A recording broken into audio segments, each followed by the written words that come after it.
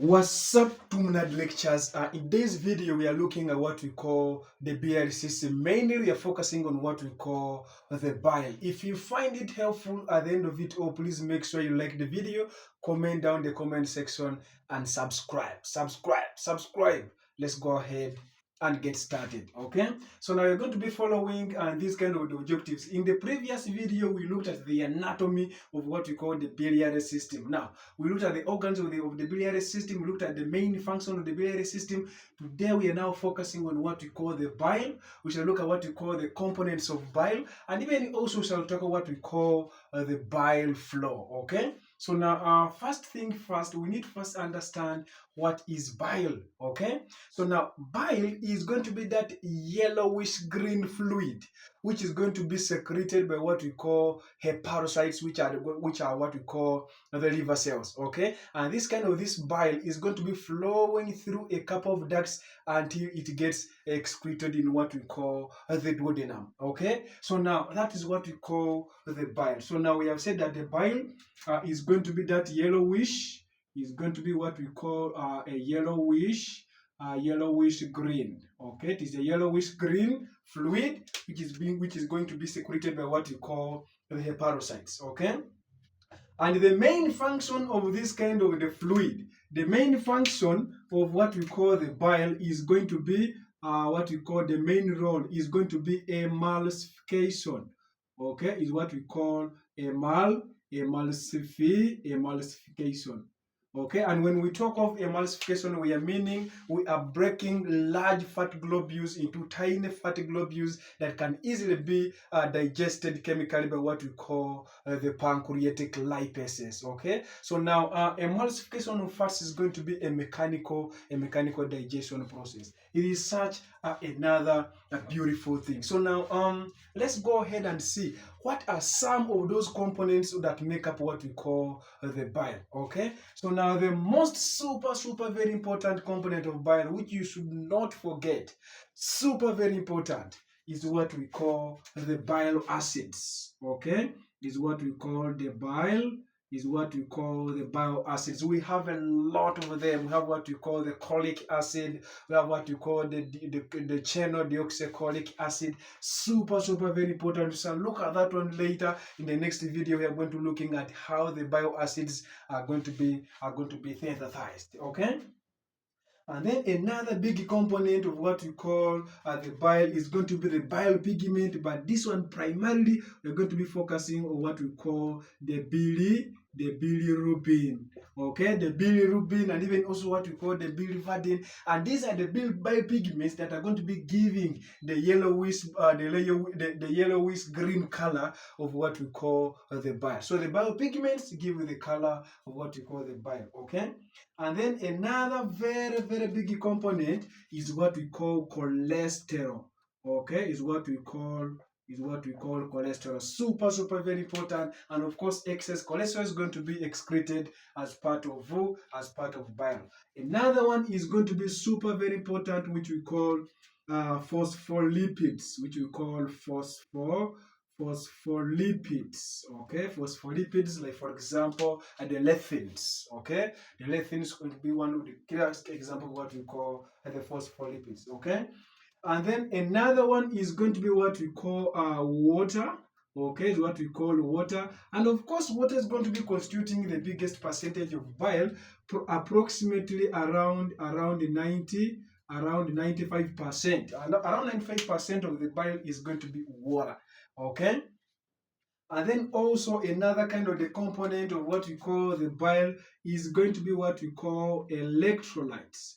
Okay, what we call electrolytes are mainly you're going to be having what we call sodium.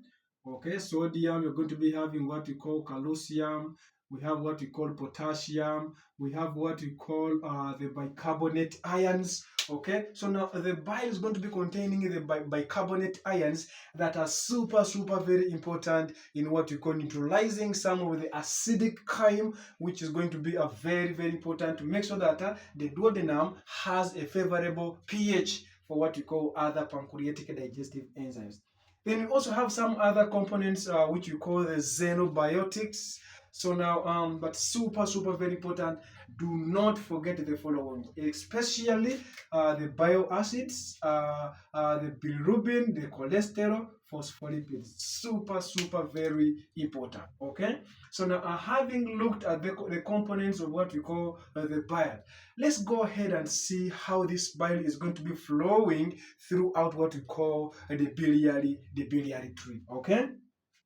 Now, before understanding how the bile is going to be flowing, we need to understand what are some of those cells. What are those cells that really synthesize what we call the bile? The classic one is what we call the liver cells. And how do we call the liver cells? The hepatocytes. Okay. So now we need to first understand critically that we're going to be having what we call bile coming from what we call hepatocytes.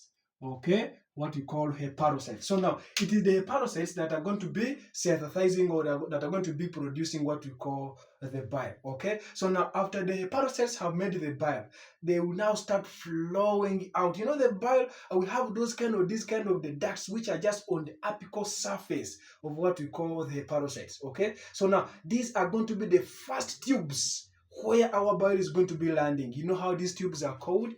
These tubes are what we call the bile canaliculi. Okay, they're what we call the bile canaliculi.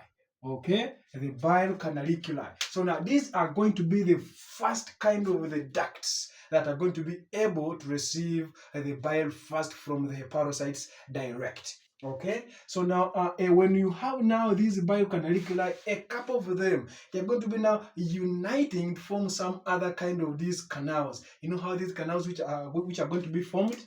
We have what we call the canal of herrings. Okay, what we call the canal of herrings. So now, after forming the canal of herrings, this bile is now going to be moving in other kind of the tubes. So now, a multiple of canal of herrings are going to come together and form some other kind of ducts. You know how these ducts are called? These ducts are what we call interlobular.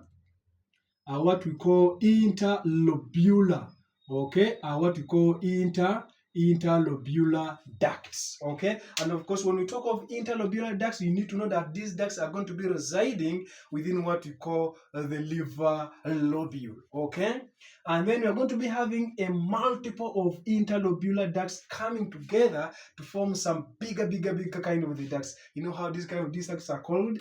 These ducts are what we call the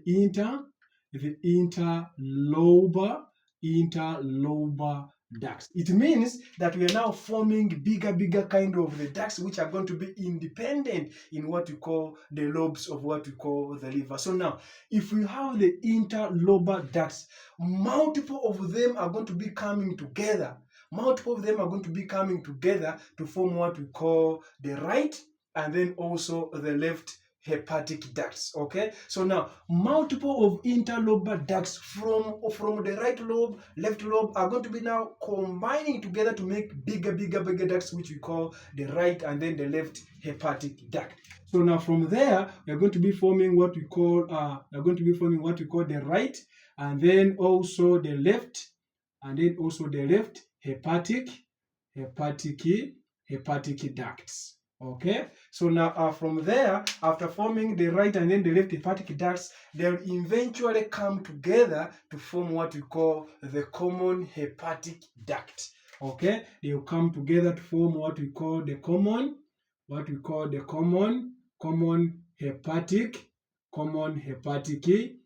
hepatic duct. Okay, and then the common hepatic duct will move the bile down and then this bile is going now to be shunted for storage in what we call the gallbladder. So now some of the bile is going to be moving down, but some of it is going to be passing through this tube to go and get stored and even also gets concentrated. You know how this tube here is called? This tube here is what we call the cystic duct. So now it is that duct through which the bile is going to be passing to go into what we call the gallbladder for concentration and even also what we call storage. So now this cystic duct is going to be taken to what we call the what we call the gallbladder. Super very important. Okay. Now, from the cystic duct, we are going to be now having the cystic duct coming together with what we call the common hepatic duct. They are going to be forming this tube. You know how this tube is called?